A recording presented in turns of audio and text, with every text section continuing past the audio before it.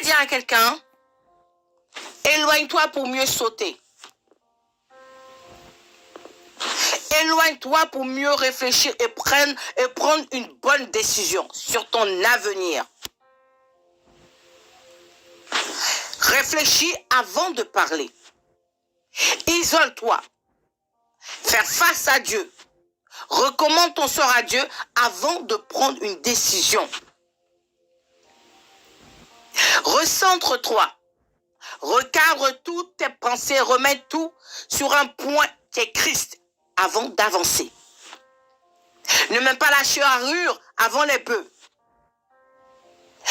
On a besoin, en tant qu'enfant de Dieu ou en tant qu'une personne, de souvent prendre un temps d'isolement. S'isoler. Se mettre à part pour réfléchir. Pour avoir des réponses à nos questions. Poser les bonnes questions à Dieu. Se ressourcer. Shalom, c'est la servante Déborah. Voici le sujet de ce jour. Éloigne-toi pour mieux sauter. C'est très important dans la vie de tous les jours d'un enfant de Dieu ou d'une création de Dieu. Toi qui m'écoutes ce matin, ou le soir, peu importe, cela dépend de là où tu te situes. L'histoire de Jacob et de son frère Ésaü. Nous connaissons tous cette histoire. Jacob devait rencontrer son frère et lui demander pardon. Il demandait la réconciliation. Mais comment faire? Il avait très peur de la réaction de son frère parce qu'il savait qu'il avait posé un acte. Il savait qu'il avait fait quelque chose qui avait attristé son frère. Et combien d'années de séparation? Comment il ne savait pas dans quel état il allait trouver son frère jumeau? Il avait besoin, souvent, il y a des moments où on a besoin d'être loin, de s'éloigner des siens. Il y a des moments où on a besoin de s'isoler. Ce n'est pas que tu es fou, tu es folle.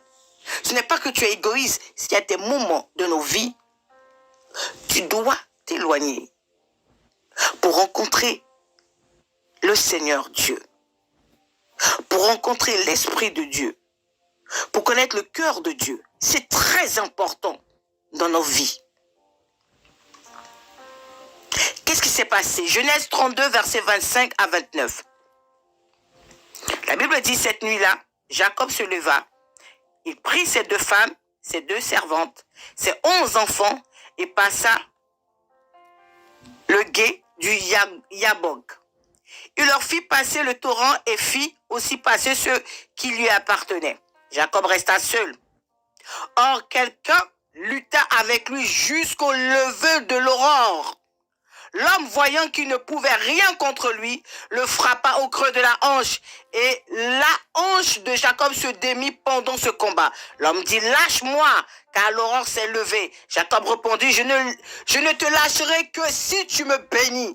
Voilà la position. C'est-à-dire que tant que tu n'as pas reçu ton réma, tant que la mise au point que tu as décidé de faire, tu n'as pas eu la révélation, ou tout n'est pas concrétisé, reste là dans le lieu secret pour recevoir, pour avoir la restauration. On en a tous besoin de ça.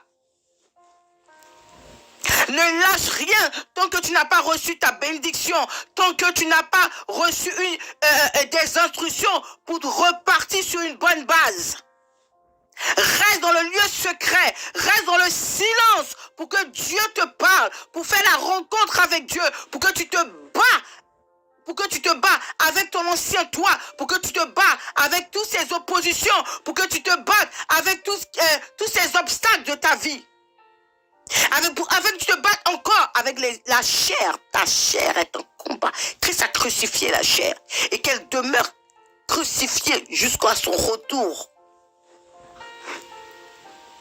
Peuple de Dieu, création de Dieu. Arrêtons de rester. C'est bien, la Bible dit, il est bon pour des frères et sœurs de demeurer ensemble. Mais de temps en temps, quand le Seigneur te met à part, ou que le Seigneur t'appelle à faire un face à face avec toi, fais-le, obéis et va rencontrer le Très-Haut. La Bible dit Jésus lui-même, avant chaque apparition, il s'isolait, il allait, il se mettait à part, il priait, il demandait la volonté parfaite de Dieu avant de faire les œuvres de l'Éternel. Prends le temps de réfléchir sur cette exhortation. Prends le temps de réfléchir, c'est très important pour ta vie spirituelle, pour ta montée spirituelle, pour ta stagnation spirituelle. Que le Seigneur vous bénisse. Shalom à vous, c'est la servante Déborah de l'Assemblée des rachetés de l'Éternel.